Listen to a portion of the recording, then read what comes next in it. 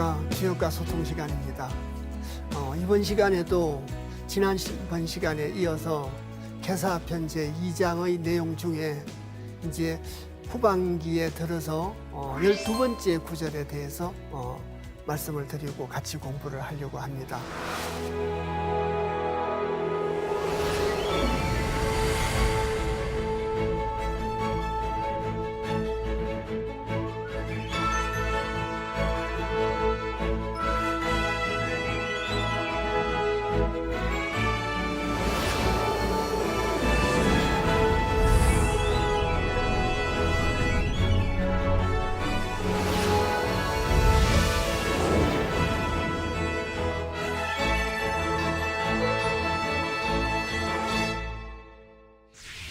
경문 구절부터 먼저 읽어보도록 하겠습니다. 그래서 그 경문 구절이 고지장자는 후이지신하야 장지중야하야 불봉불수하며 상기무수이러니 후세성이니 역지 관각하고 개치저 대과하고, 이 구절을 한 구절 한 구절 이래 읽어 나가도록 하겠습니다. 그래서 늘 말씀드렸듯이 그 개사편제 2장은 일상생활의 어떤 형태의 비유를 해가지고 성인의 말씀을 통해서 세상을 이롭게 하는 걸 얘기하고 있다. 특히 그 중에서도 목도, 나무로 가지고 활과 화살을 만들고, 나무로 가지고 호미를과 보섭을 만들고, 나무로 가지고 배와 노를 만들었다. 그래서 그 나무라는 것이 지난번 시간에도 말씀드렸듯이 성인 지도를 의미한다. 그래서 목도에 대한 얘기를 비유해서 많이 얘기를 하고 있다. 가장 공통적이고 핵심적인 걸 한마디로 말씀드리면 그렇게 말씀드릴 수가 있습니다. 고지장자는 옛고자입니다. 그리고 장사 지낼 장자라, 옛적에 장사를 지내는 것은, 또 장사를 지내는 것은 두터울 후자 오디자입니다. 옷을 두텁게 했다는 거죠. 갈지자, 써이자, 섬나무 신자입니다. 저 섬나무라고 하는 것이 버드나무처럼 가지가 길쭉길쭉합니다. 가지가 길쭉길쭉한 데다가 나무잎이 큽니다. 조금 이제 무성해 보이겠죠. 그래서 나무 가지가 가늘고 길어서 이렇게 관리하기가 조금 용이한 편이고, 또 가늘고 긴데 나무 잎이 큼직큼직합니다. 그렇게 생긴 것이 섬나무입니다. 그래서 옛적에 장사를 지낼 때 또 옛적에 장사라고 하는 것은, 장사라는 게 장사 지낼 장자니까 사람이 죽었을 때 장사 지나는 걸 보고 말을 하지 않습니까? 그래서 후이지 이신하야, 그래서 옷을 두텁게 했는데 뭘로 가지고 옷을 두텁게 했냐고 그러면은 섬나무로 가지고 옷을 두텁게 했다는 겁니다. 섬나무도 나무니까 목도를 보고 말을 하지요. 그래서 섬나무로 가지고 시체를 갖다가 둘둘 말아 쌌다는 얘기입니다. 아까 말씀드렸듯이 장지중야하야, 장사를 지내는데 덜 가운데서 장사를 지냈다는 거죠. 가운데 중자 덜 야자지 않습니까? 덜 가운데다가 장사를 지냈다는 것은 혹되게 말씀드려서 섬나무에다가 둘둘 말아가지고 묶어서 들판 가운데 갖다 버렸다는 얘기나 똑같은 얘기죠. 그래서 장지중야하야 불봉불수하며, 안 입을 자 봉분분자입니다. 봉알붕자도 되고요. 봉분이 없다는 거죠. 그래서 잘 알다시피 칠판 잠깐 봐주시면 저희들이 일반적으로 많이 보셨듯이 이런 평지에다가 봉분이 이렇게 있는 거죠. 그래서 사람 너를 이렇게 넣어가지고 여기에다가 땅에다가 묻고, 이것이 봉분이지 않습니까? 봉분이고, 또 봉분 근방에다가 조그마한 나무도 심고 이렇게 하지 않습니까? 그런데 불봉불수하며 봉분도 없고 나무도 없다는 것은 들판에다가 그냥 둘둘 말아서 갖다 버렸는데 봉분이 있을 리가 없고 나무가 있을 리가 없죠. 그래서 봉분이 없고 나무가 없다는 것은 저렇게 매장하는 매장 문화가 아니고 갖다 버렸다는 얘기지 않습니까? 그리고 죽을 상자, 기약할 기자, 그래서 없을 무자, 셀 숫자라 죽었을 때 요즘 같으면 3일장, 5일장 이런 기간도 없었다는 거죠. 그러니까 3일장, 5일장도 없이 봉분도 나무도 없이 옛적에는 사람이 죽으면 섬나무 가지 꺾어다가 둘둘 말아서 그날로 그냥 들판에다가 갖다 던져서 자고 나면 들짐승들이 뜯어먹거나 가지고 가서 없어졌겠죠. 그렇게 장사를 지냈다는 얘기로 해석할 수가 있습니다. 그런데 후세 성인이 이렇게 했었는데 후세의 성인이 들판에다가 갖다 버리다가 매장 문화가 시작이 되면서 구덩무덤, 구덩에다가 이제 그냥 묻었던 거죠. 그러고 이제 나중에 동무덤도 나오고 돌널무덤도 나왔다가 여기 나오듯이 후세 성인이 역지 광곽하며 널관자 덧널 곽자입니다. 관을 만들어 가지고 광각을 만들어 가지고 관에다가 넣어서 저 후세 성인이 장사를 치렀다는 얘기죠. 저 관이라는 게 잘 아시다시피 자 돌로 만든 돌관도 석관도 있습니다. 근데 여기서 말하는 저 관이라고 하는 것은 바로 나무로 만든 거거든요. 나무가 바로 저 목도고 신도다 이렇게 말씀드렸지 않습니까? 그래서 개치저 대과하고 이런 것이 다 대과계에서 나왔다. 이 구절의 문자적인 해석은 사람을 들판에다가 버리다가 나무로 관을 만들어서 매장 문화가 시작이 됐어. 이렇게 문자적인 해석은 할 수 있습니다. 그래서 자 목도로 만든 너를 이용해 가지고 사람을 제사 지내는 걸로 바뀌었다는 거죠.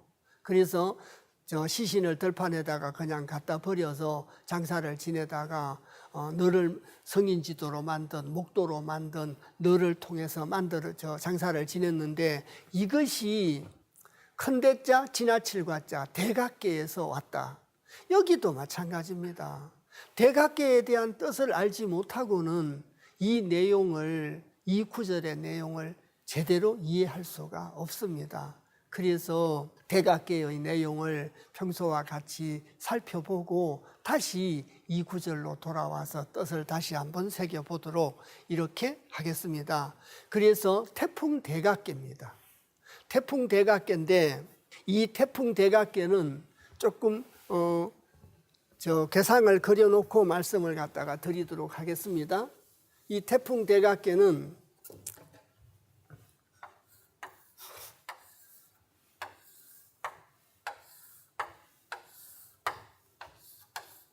위에는 연못입니다. 자, 위에는 연못이고 아래는 바람이죠. 자, 그래서 이것이 대과입니다.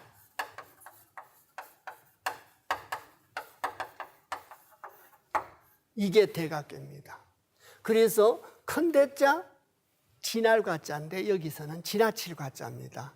그래서 그 의미라고 하는 것은 크게 지나침을 보고 말하는 거죠.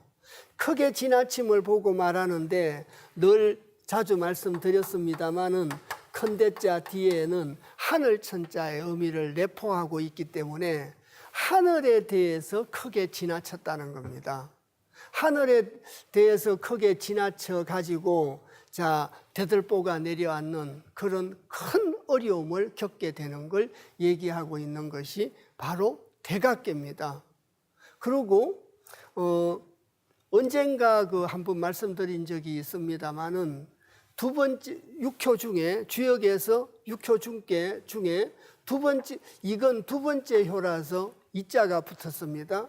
여기는 세 번째 효고 여기는 네 번째 효고 여긴 다섯 번째 효인데 왜 여기는 한일자를 쓴 일효고 여기는 여섯 육자를 쓴 육효라고 안 하고 왜 이 효는 처음 초자를 써가지고 초효라고 하고 이건 윗상자를 써가지고 맨 위에 있는 효라고 2, 3, 4, 5로 표시를 안 하고 왜 초효와 상효로 표시를 하느냐? 대학에 물류 본말이라는 말이 있다라고 말씀을 드렸죠. 그래서 이 육효는 나무를 비유한 거기 때문에 초효가 근본 본자 본입니다. 상효가 끝말자 말이에요. 여기가 끝이라는 얘기입니다. 그래서 초효와 상효는 본말을 갖다가 의미를 합니다. 그래서 나중에 64개 그 공부를 하게 되는 기회가 생긴다면 그때 소상하게 또 더 구체적으로 말씀을 드리도록 하고 오늘은 대각계를 이해하기 위한 것에만 설명 말씀을 드리도록 하겠습니다. 그래서 아까 말씀드렸지만 크게 지나친 걸 대각계라고 하는데 여기 보시면 두 가지로 말씀드릴 수 있습니다. 육효로 이렇게 말씀드리면 가운데 4개 양이 있습니다. 4 양이 있고 위아래에는 유약하고 약한 2개의 음이 있는 거죠. 그래서 이 4 양이 너무 무겁고 이 2 음이 약하기 때문에 이것이 내려앉는 큰 어려움을 겪게 되는 이런 뜻도 갖고 있고요. 두 번째는 본과 말이 약하다 이렇게도 표현을 할 수 있습니다. 그래서 근본과 말엽이 약하다는 거죠. 이것이 약해서 가운데 있는 양 4개는 무겁고 본말이 약해서 무너지게 되는 어려움을 겪게 된다. 이렇게 이제 말씀드릴 수 있습니다. 이 뜻을 크게 지나치다는 이 뜻. 자, 그래서 그런 내용을 설명하고 있는 것이 바로 태풍 대각계입니다. 태풍 대각계고, 자, 그 태풍 대각계의 내용을 갖다가 잠시 이제 구체적으로 살펴보겠습니다. 첫 번째 이제 개사를 먼저 읽어보면 대관은 동이 요이나 이유유왕이라야 형하니라. 그래서 이 구절을 구체적으로 읽어보겠습니다. 아까 제가 대가라고 하는 것은 크게 지나칩니다. 그래서 큰 대자 지나칠 과자라고 이제 말씀을 드렸고 그 대관은 동이 요이나 용마루 동자 구벌 요자 꺾일 요자입니다. 용마루가 꺾인 겁니다. 용마루가 꺾여가지고 자 이유유왕이라야 형하니라. 의지할 바가 있고 갈 바가 있음이라야 이롭고 형통하니라. 자, 그래서 여기 잠깐 보시면 집으로 따지면은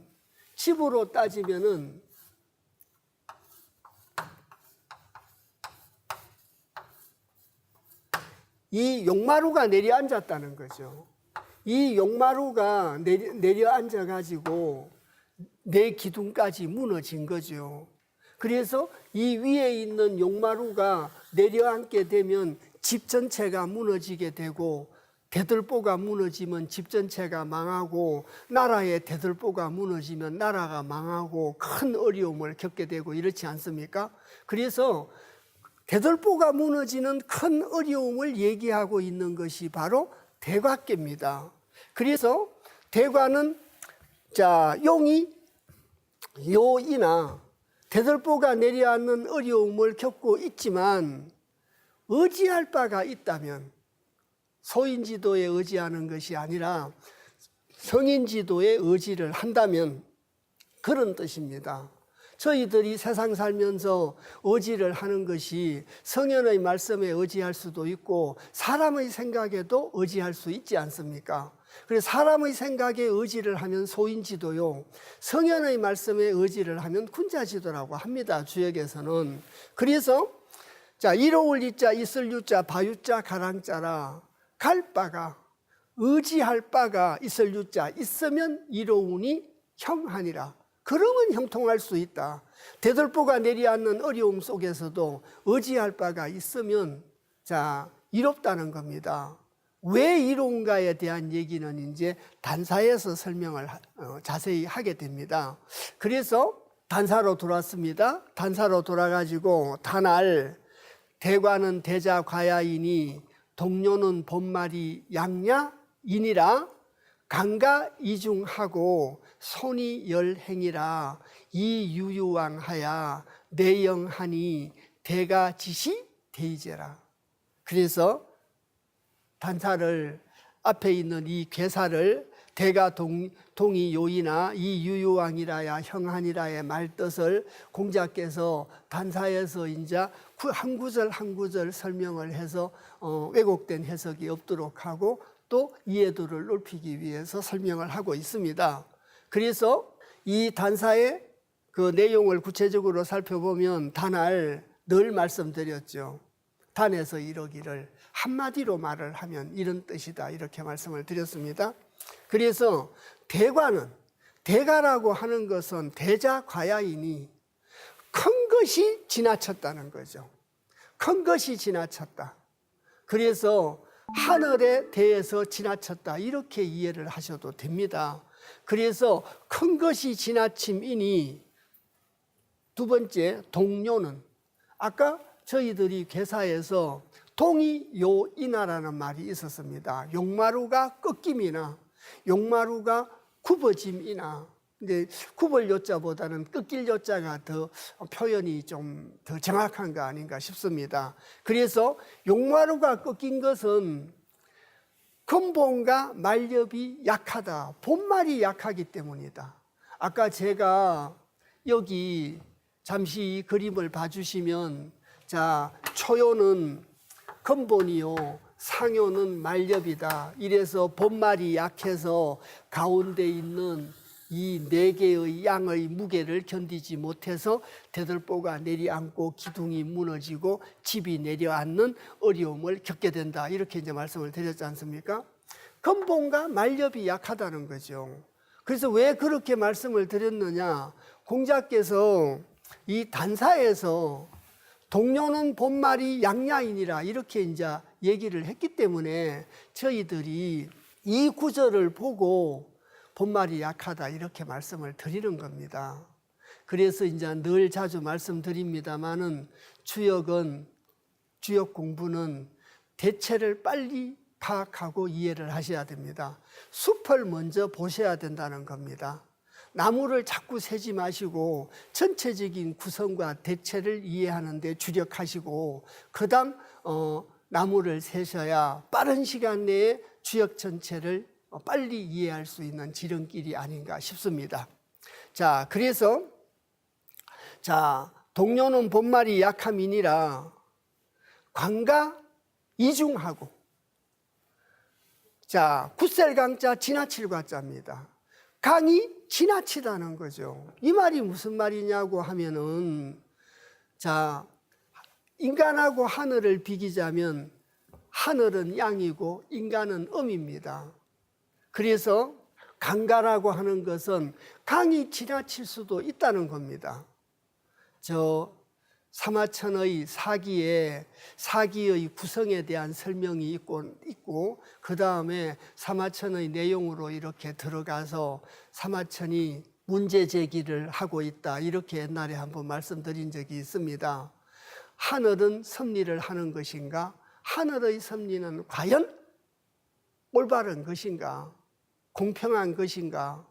그래서 백이숙제를 거론하면서 충절의 상징인 백이숙제는 삼각산에서 고사리만 먹다가 굶어 죽고 공자가 아꼈던 공자의 제자 3,000명 중에 공자가 가장 아꼈던 제자인 아내는 집이 가난해서 새끼의 죽으로도 연명하기가 어려워가지고 영양실조로 일찍 요절을 했다.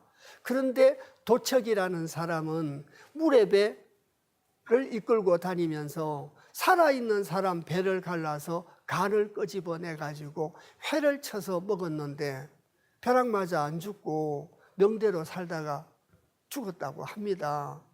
사마천의 사기에서 사마천이 직접 언급을 합니다.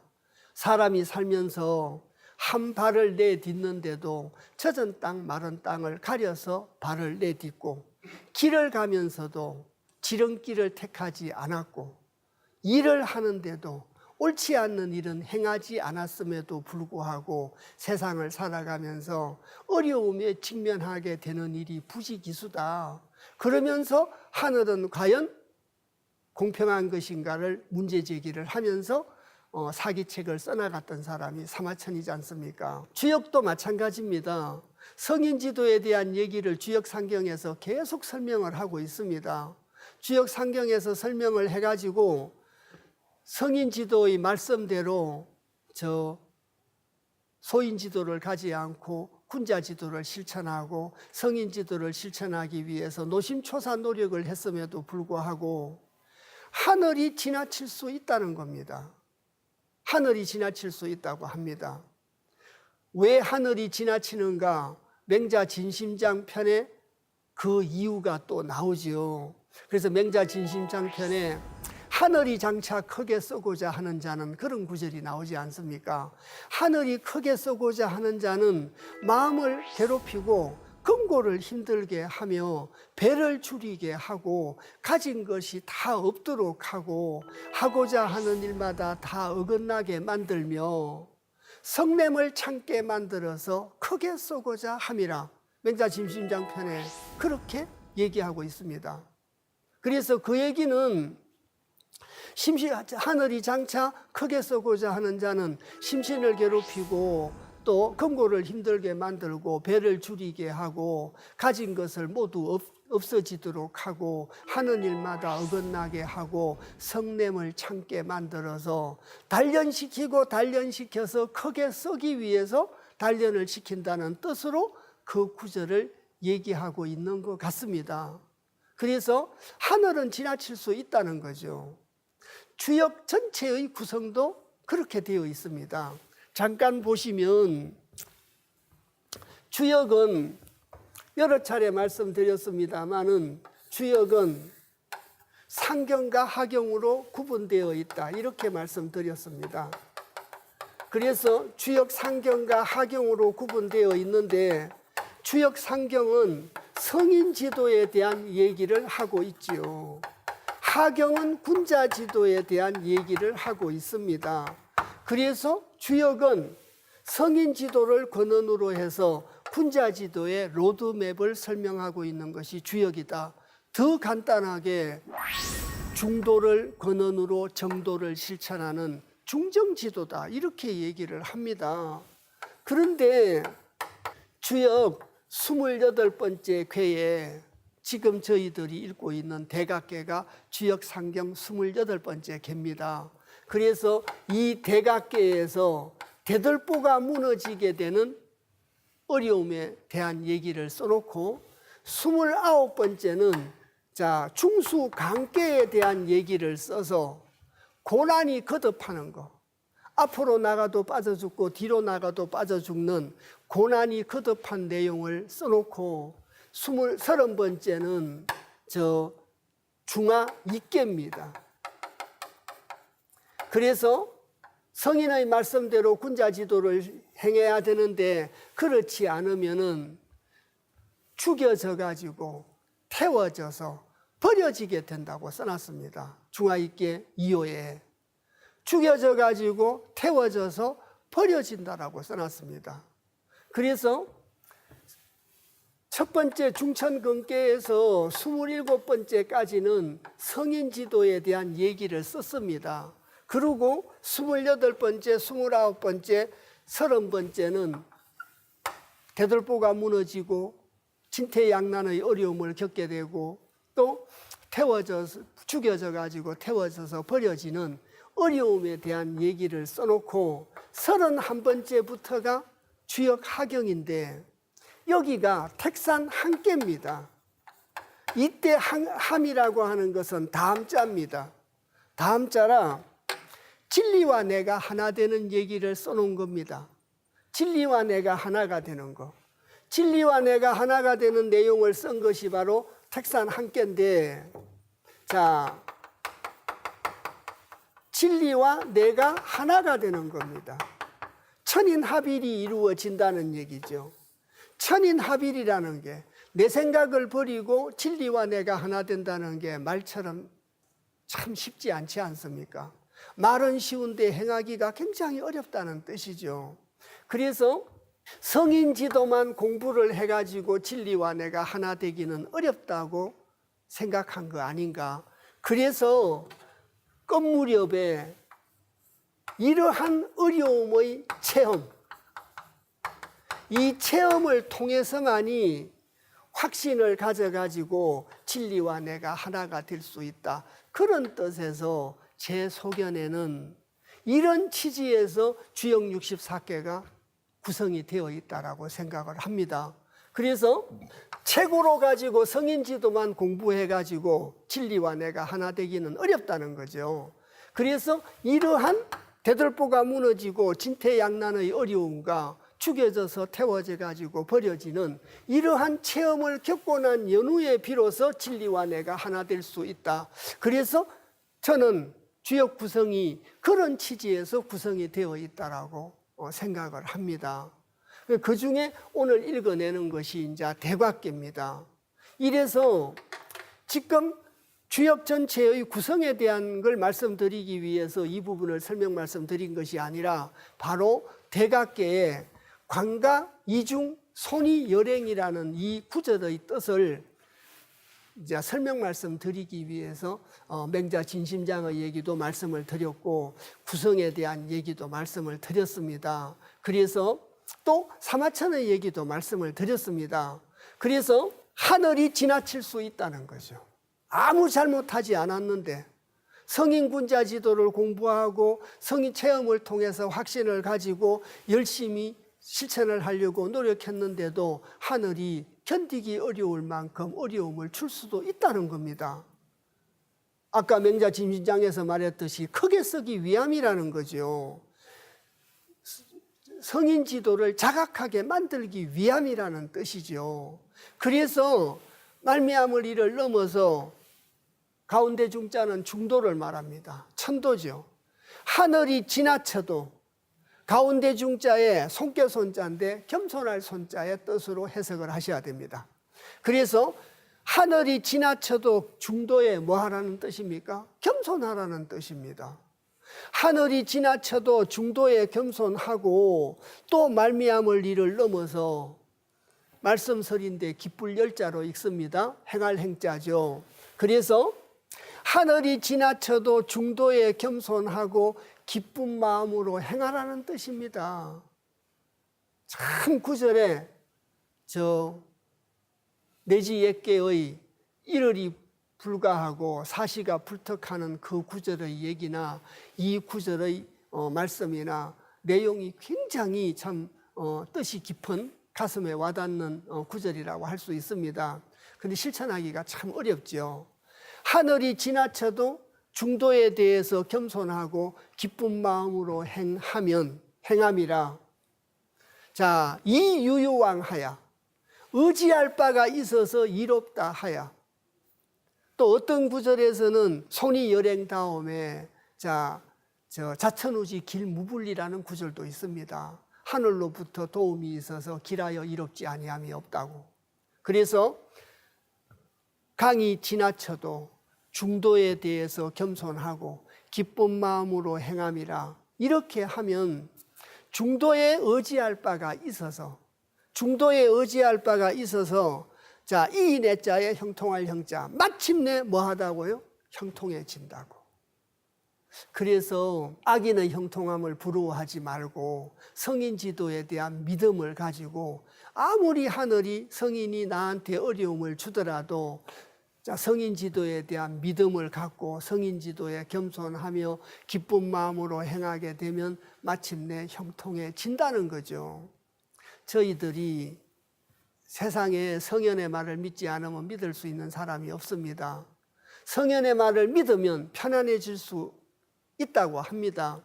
대학의 상강령 지어지선의 경지에 머물 때를 알아야 정함이 있고, 정함이 있고 난 연후에 고요할 수 있고, 고요한 연후에 편안할 난자, 편안할 수 있고, 생각할 수 있고, 얻는 게 있다. 지어질선의 경지에서 설명하고 있지 않습니까? 저희들의 심신이 편안해지려면 성인지도에 머물러야 된다는 거죠. 성인지도에 의지를 해야 된다. 주역은 수없이 그렇게 얘기를 하고 있습니다. 그런데 이제 가장 문제가 저희들이 뿌린 대로 걷고 심은 대로 걷는다는, 또 어린애들이 배우는 명심보감에 나오는 외를 심으면 외를 얻고 콩을 심으면 콩을 얻는다는 그 불변의 법칙인 진리를 믿지 않는 데 가장 문제가 있다는 거죠. 저런 대각계처럼 대들보가 내리앉는 어려움이 있을 때 사람들은 꼭 내 생각으로 가지고 헤쳐나갈 방법을 모색한다는 거죠. 내 생각대로 해결을 모색하는 건 소인지도고, 성인의 말씀 속에 머물면서 성인의 말씀 속에서 해법을 찾는 것은 군자지도다. 주역의 여러 곳에서 얘기하고 있지 않습니까? 특히 저희들이 공부한 계사 8장, 상편 8장 첫 구절에 군자가 장차 어떤 일을 함에 있어서 성인의 말씀을 헤아리고 성인의 말씀을 의논하면 이성기 변화하나니라 그 변화를 이룰 수 있다라고 얘기를 하고 있었지 않습니까? 그래서 하늘이 지나쳐도 중도에 대해서 겸손하고 기쁜 마음으로 행함이라 이유요왕하야 마침내 형통하다고 하니 대과 지시 대이제라. 대들보가 내리앉는 그 어려움을 주는 하늘의 시성, 그 마땅함의 뜻이 참 크구나. 하늘이 대들보가 무너지는 큰 어려움을 주는 그 깊은 뜻이 참 크구나. 깊은 뜻을 알고 보니까 큰 의미가 있었구나. 뭐 이렇게 유추 해석을 할 수도 있지 않겠습니까? 그래서 하늘이 지나치고 하늘이 저희들한테 시련을 주는 것은 맹자 진심장으로 따지면 크게 쏘고자 함이요, 주역의 논리로 따지면 형통하게 해주기 위함이라고 써놓지 않았습니까? 하늘이 지나치도 중도에 대해서 겸손하고 기쁜 마음으로 행함이라 이유유왕하야 의지할 바가 있어서 이롭다 하야 마침내 형통하니 대과 지시되이제라. 대들보가 내리앉는 그 큰 어려움의 고난의 이면의 하늘의 섭리의 뜻이 참 크구나. 풀어서 해석 말씀드리면 그렇게 해석할 수 있다는 거죠.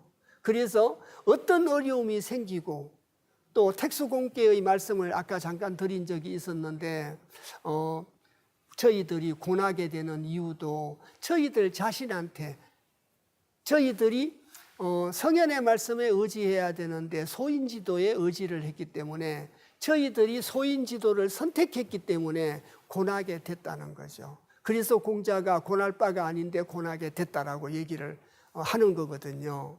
그래서 성인지도를 택하느냐 소인지도를 의지하느냐는 저희들 마음에 달려 있는 것이고, 또 하늘이 지나치더라도 시험에 들거나 하늘을 원망하지 말고 하늘에 대해서 겸손하고 하늘의 뜻을 기쁜 마음으로 행하면 마침내 형통하다고 합니다.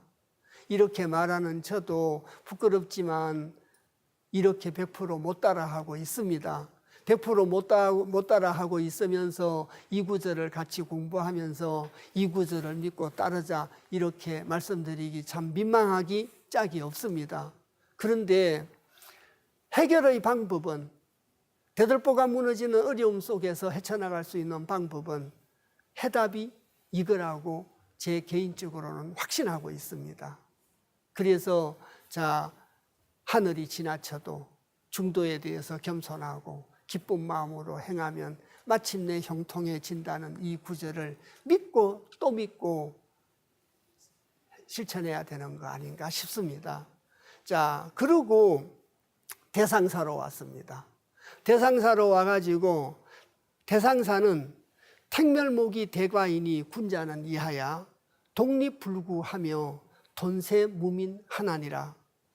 이 구절을 자세히 읽어보면 상에서 이르기를 택멸목이다. 모택자에다가 멸할멸자에 나무목자입니다. 그래서 이 궤상을 보고 말씀을 드리도록 하겠습니다.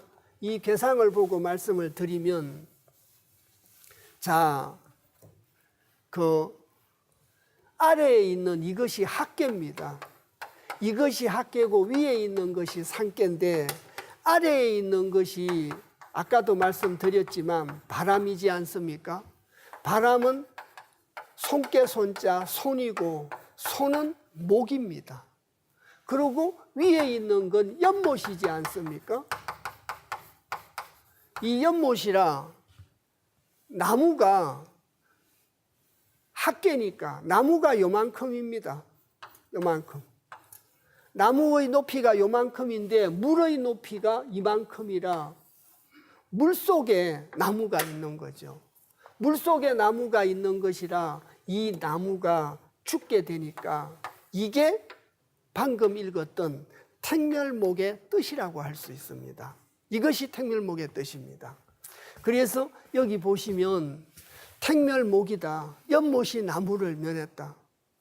여러 차례 말씀드렸습니다. 나무라고 하는 것은 손깨고 목도라고. 그래서 목도를 멸했어요.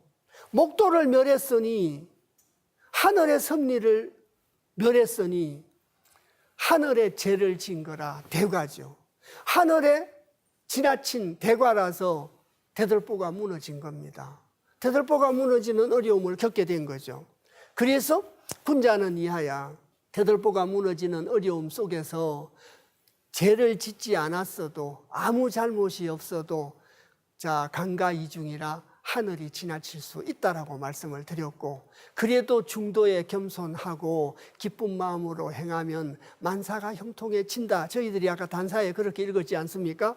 그래서 택멸목이 대과이니 군자는 이하야 독립불구하며 돈세무민하나니라. 자, 홀로 독자의 설립자입니다.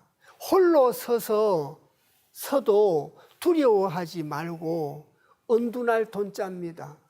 그래서 언둔할 돈자인데 언둔할 둔자로 읽어야 됩니다. 그래서 언둔할 돈자로 읽어야 되는데요. 똑같이 여기 잠깐 보시면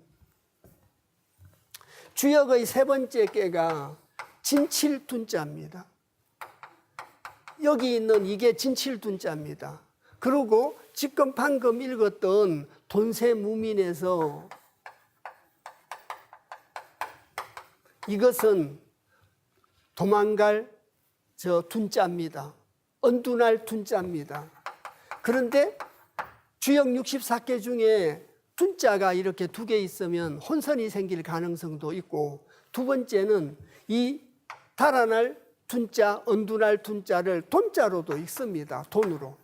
돈자로 읽기 때문에 주역에서는 이 진칠둔자는 둔으로 읽고 저 언둔할 돈자는 돈으로 읽습니다. 구분을 하기 위해서. 그래서 글자가 틀린 건 아닙니다. 원래 둔자 맞은데 돈자로 읽어야 된다는 말씀을 드리고, 홀로서도 두려워하지 않으며 세상을 등지고 세상을 언둔해도 번민하지 아니하니라. 홀로서도 두려워하지 않고 세상을 등져도 번민하지 않으려면 어디에다가 의존을 해야 되느냐, 중도에 겸손하라고 되어 있었는데 그걸 다른 각도에서 답을 하면 또 찾아보겠습니다. 그래서 다른 각도를 하나 말씀을 드리는 것은 주역에서 쓰여 있는 그 글귀들의 논리적인 근거인 동거가 여러 각도에서 설명될 수 있음을 설명 말씀 드리기 위해서 말씀을 드립니다. 그래서 주역에서 효변이라는 게 있습니다. 효가 변하는 그런 종류 중에 혹계라는 게 있어요. 혹계. 혹계라고 있는데 이 혹계는 내혹계와 외혹계가 있습니다. 내혹계는 2요, 3요, 4요를 내혹계라고 합니다. 그려보자면 이렇게 되겠죠. 외혹계는 자 3요, 4요, 5요를 왜 혹계라고 합니다. 이것도 그려보겠습니다. 이렇게 되겠죠. 그럼 이게 뭐가 됩니까? 중천근계가 되는 거죠. 그래서 중천근입니다. 하늘 근자죠. 천도를 의미하죠. 그래서 태풍 대각계와 같은 용마루가 내려앉는 어려움 속에서 혹계로 따지면 어디에다가 의존을 해야 되느냐? 중천근계에 의존을 해야 된다. 근도에 의존을 해야 된다. 중도에 의존을 해야 된다는 얘기입니다. 혹계로 따지면. 근거를 이렇게도 찾을 수가 있습니다. 그래서 아까 저희들이 단사에 강가이 저 강이 지나쳐도 중도에 대해서 손이 열행이라 중도에 대해서 겸손하고 기쁜 마음으로 행하라는 구절을 여러 차례 말씀드렸는데 그 구절이 있었지 않습니까? 그래서 근도에 대한 믿음을 가지고 독립불구하며 돈세무민하라는 겁니다. 현실에서. 대상사에 대한 내용은 실존적인 삶을 살아가면서 이렇게 실천하라는 나아갈 방향을 제시하고 있는 내용이 대상사라고 할 수 있습니다. 그래서 홀로서도 두려워하지 말라는 거죠. 근도의 의지를 하면서, 근도에 겸손하면서 홀로서도 두려워하지 말고 세상을 등져도 번민하지 말라는 겁니다. 대들보가 무너지는 어려움 속에서도 하늘이 지나칠 수가 있기 때문에 그럴수록 중도에 겸손하고 근도를 믿고 중도를 믿고 기쁜 마음으로 행하고 기쁜 마음으로 행하면서 얼마나 외롭고 힘들겠습니까? 그래서 홀로서도 두려워하지 말고 세상을 등져도 번민하지 말고 근도를 붙잡고 가면 대들보가 무너지는 어려움을 헤쳐나갈 수 있다. 그 얘기를 설명하고 있는 것이 대각계의 전체적인 뜻입니다. 지금까지 대각계의 전체적인 뜻을 이제 설명 말씀을 드렸습니다. 그게 대각계인데, 그러면 저희들이 대각계에 대한 내용을 읽었으니까 다시 저희들이 그 계사편 2장의 12번째 구절로 다시 돌아가겠습니다. 그래야 명확하게 이해가 될 수 있다. 이렇게 이제 말씀을 드렸습니다.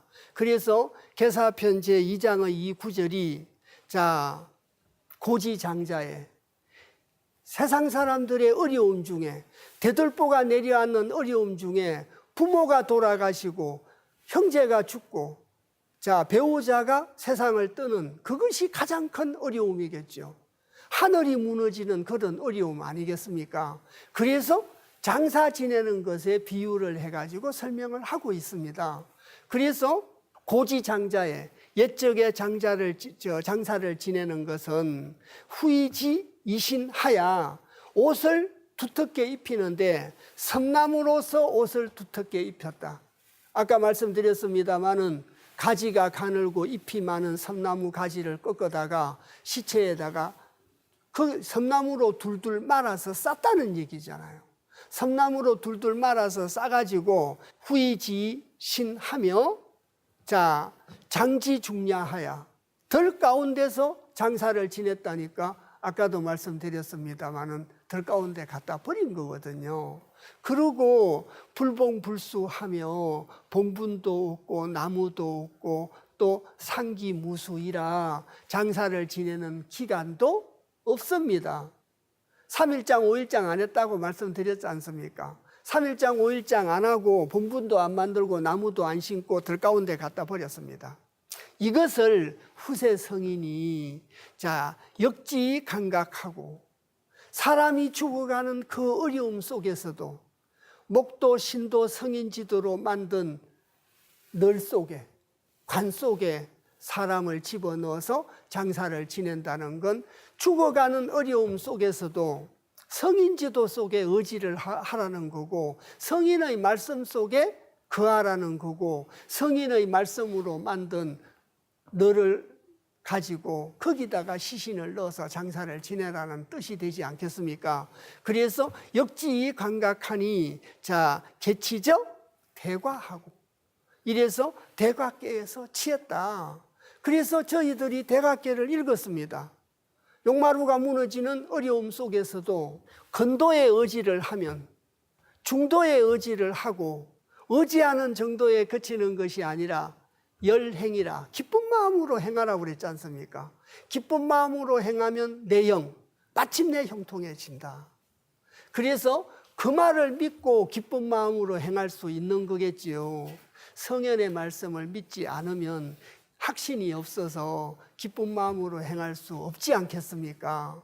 그래서 이번 시간에 계사편 2장의 12번째 구절이었던 장사 지내는 것에 비유를 해가지고 성인지도에 의지하는 구절을 설명 말씀 드렸고, 그 대각계에 대한 말씀을 드려서 대각계라는 것은 본말이 약하고 또 근본과 말렵이 약하고 가운데 양은 무겁고 위아래의 음은 약해서 대들보가 내리앉는 어려움, 하늘에 지나침으로써 어려움을 겪게 되고, 그런 어려움은 잘못이 없음에도 불구하고 하늘이 지나쳐서 어려움을 줄 수 있다라고 말씀을 드렸습니다. 그래서 대각계에서 간가히 중 손이 열행이라 여러 차례 말씀드렸지 않습니까? 하늘이 지나칠 수 있다고. 그래도 중도에 대해서 겸손하고 근도를 믿고 의지를 하면서 기쁜 마음으로 행하면 마침내 해결될 수 있다. 모든 것이 형통해질 수 있다라는 걸 세상 사람들에게 알려가지고 세상을 이롭게 하고자 했던 것이 바로 계사편 2장 12번째 구절입니다. 조금 논점이 비낄 수도 있습니다. 저희들은 행복이라고 하면, 복이라고 하면 하늘이 돈을 많이 벌게 해주고 하늘이 돈을 많이 보태게 해주는 걸 복이라고 합니다. 대체적으로 저희들은 기복신앙에서 출발한 역사이기 때문에 그런 경우가 많습니다. 근데 그건 민간의 소박한 바램일 뿐, 실제로 경전 속에서 말하고 있는 그 복이라는 것은 지혜를 알려주는 거다. 중하익계에서 한번 말씀을 드렸죠. 그래서 물고기를 잡아주는 것이 아니라 물고기를 잡는 지혜를 가르쳐 주는 거죠. 번뇌에서 벗어날 수 있는 지혜를 가르쳐 줘가지고 생사병로의 고통에서 벗어나게 해주는 거고, 대들보가 무너지는 아픔 속에서도 중도에 대해서 겸손하고 근도를 의지를 하고 근도를 믿고 따르면 마침내 형통해질 수 있다는 걸 세상 사람들에게 알려서 세상을 이롭게 해 준다는 겁니다.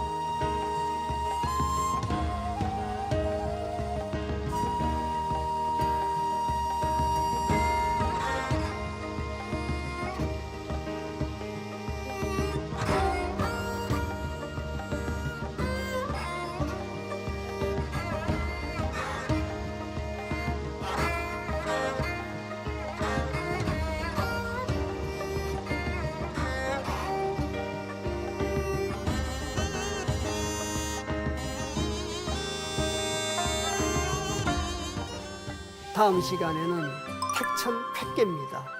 결단을 갖자입니다. 그래서 소인 지도를 결단하고 또 새로운 결단을 내려야 되는 걸 내용으로 하고 있는 것이 계사하편 2장의 13번째 구절의 얘기입니다. 자, 그래서 오늘은 방금도 또 요약해서 말씀드리고 했습니다마는 대들보가 무너지는 어려움 속에서 벗어날 수 있는 방법은 근도의 밧줄을 잡고 나가고 겸손하고 기쁜 마음으로 행하는 방법밖에 없다. 그렇게 하면 마침내 형통해진다. 이것이 오늘 말씀드린 12번째 구절 대각계와 관련된 내용의 핵심이라고 말할 수 있습니다. 자, 같이 오랜 시간 공부해 주셔서 대단히 감사합니다.